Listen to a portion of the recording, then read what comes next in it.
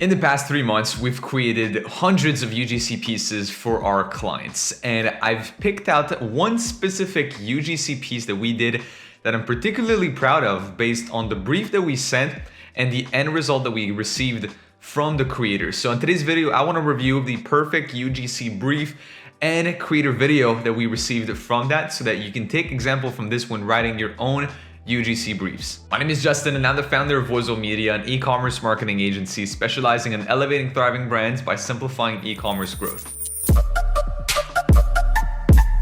So to get straight into it, the brand for which we actually did that UGC piece is called NYX. So actually this is not a client that we are currently working with, though this is a brand that we decided to do content for as, again, a bit of a marketing gesture for the agency and as just practice, to be quite honest, in terms of all of our backend system. Because we've been consistently improving our system over the last couple of weeks. We've actually created almost a SaaS at this point out of our UGC system. And that piece was a bit of a test of this whole thing. So with that said, this is the brief that we initially sent to the content creators. So this is using the same template that I shared in one of my previous videos. So we filled it up with basically the brand's name, the campaign name right there, all of the requirements that we had, price range, that we were willing to pay for such a UGC piece. Then the product image right there, description of the products, so pretty simple. Product URL right there, so that way the creator could actually just simply click on it and go and visit the actual product page itself right there. Then if we keep going, what type of video we were looking for. So in that case, a sub 30-second video. We wanted to have both a post-ready video and raw footage from that. So I was actually curious to test the skills of the content creators. I was curious to see if they were able to actually make a video that was usable off the start. Then right here, content type, product demo. So basically the goal was to showcase how to use the product. No music right here. What should creators do? Usually in that field, we're gonna bring up specifications for that campaign. So be fairly upbeat. I just noticed there's actually a typo, but be fairly upbeat with your voice tone. Example, we actually linked to an example of what tone we wanted to hit.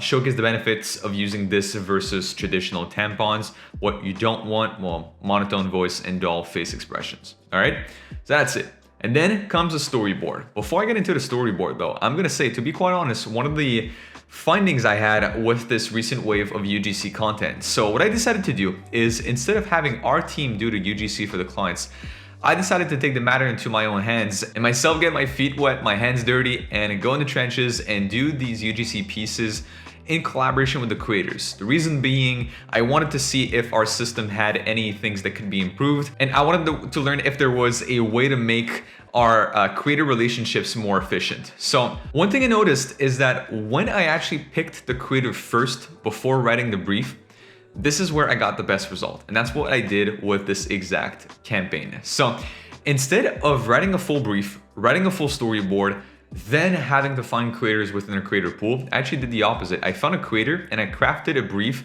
that was around the content type that that creator was used to already making.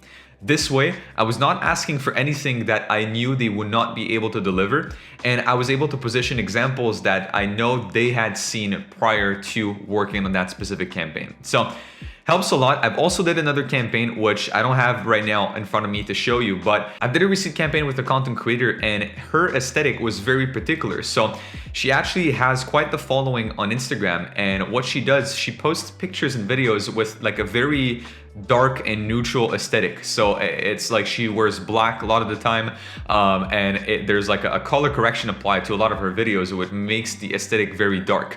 And we found one of our brands that was more of a luxury brand and that had a brand style that was ideal for such a creator. So I gave that creator full direction over how she wanted to shoot the video, and we also got a pretty good result out of that. So let me know in the comments down below if you'd like to see how that turned out, and essentially what do we send creators when we give them full freedom of creativity and still make sure that we get a good end results. So the actual storyboard right here, funny enough, I did not even send any examples for that. I did not give her, the creator, any visual examples from this, only action steps as well as voiceover guidance. So with that said, looking at this right here, with like the first kind of action step, I've asked for actually 2 clips right here. One clip here, the description I gave is of you walking up to the bathroom, tossing tampons out.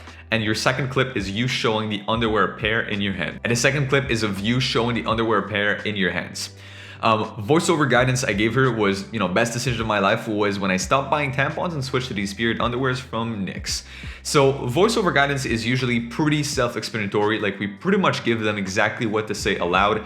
If they stuck to the script and did exactly that, the end result would be pretty good. If they added a couple parts or made it in their own words, it would usually still work well. So it's really up to the creator, but we usually ask them that if they're unsure to follow the exact script that is there and simply adapt it to their own tone of voice. So second action shot we gave her was essentially first clip is of you pouring the water on the padded part of the underwear. Also gave her a bit of a warning because these underwear are period proof, so they're leak proof, but obviously if you put a whole bucket of water, then there may be leaks.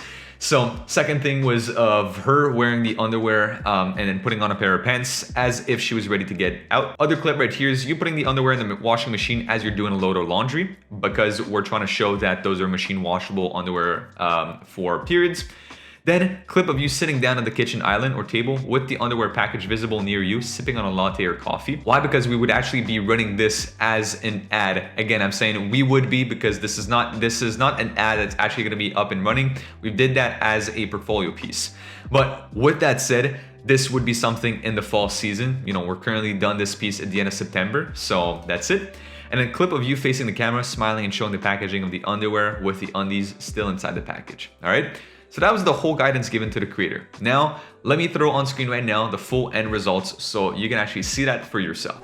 The best decision of my life is when I stopped buying tampons and switched to these period underwears from NYX. Their underwear absorbs up to 8 tampons worth and helps keep you protected all day long. They're machine washable and the most comfortable underwear pair I've owned. As someone who loves anything eco-friendly, I couldn't resist switching to period-proof underwear. I'm definitely happy to have chosen NYX and recommend you check them out too. So now that you've watched it, let's kind of break it down and take a look at how similar it was from what was asked initially. So if we go back right here, 2 clips, we asked to walk to the bathroom, toss the tampons out. Walk into the bathroom with like an actual bag right here, tossing tampons out. Looks great. Then second clip of you showing the pair of underwear in your hands. There you go, showing the pair of underwear in her hands. That's it. Then put some water on it. Be careful not to put too much. There you go, that's just enough water. Then second clip that we asked her right here on that shot, wear the high-rise underwear, then put on a pair of pants as if you were ready to get out. There you go. As you notice, she added an extra clip where it was just her wearing the underwear. Looks great, looks amazing because this looks natural for her style of content. Boom, putting on a pair of jeans right there as she's ready to get out. Then next clip that we ask, put it in the washing machine. So let's keep it going right there. There you go. Putting the pair of underwear into the washing machine. Then looking at the next action step that we ask is sit at the kitchen island or table with the pair of underwear next to you and sip on a latte or coffee. There you go, you got the packaging right there on the table, as well as she's sipping on a little coffee right there. So that looks very kind of fall season-like, so that's perfect. And we did not even mention anything about the fall season right here, but she put essentially like orange cup right here with the pumpkin and a lit candle right there. So again, looks very cozy vibe.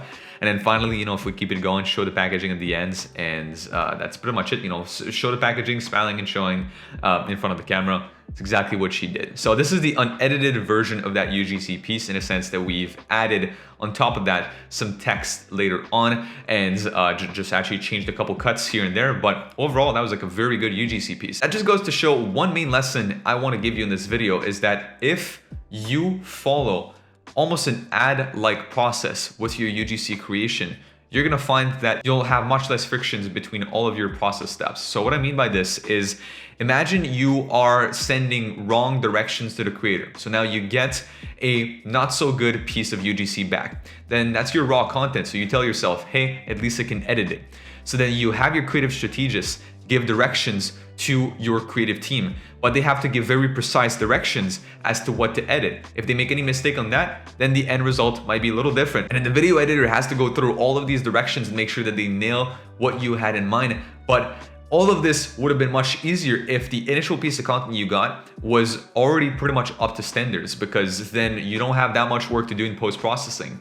It's the same thing as shooting from a camera like this is an example, right? If you're a videographer or you are a photographer, you'll know that the way you set up your camera is gonna be key for how you edit in post-processing. You always gotta think about post before you get to post, right? In the way you shoot, you think about post. It's the same thing right here with UGC. So think about how you direct your creators to have an easier time in post-processing. So that's pretty much it for today's video. If you want to see more of these UGC pieces, tutorials, etc., I invite you to check out in the description down below and join our free Facebook group where we post content pretty much every single day of the week about TikTok, Facebook ads, and the e-commerce space as a whole.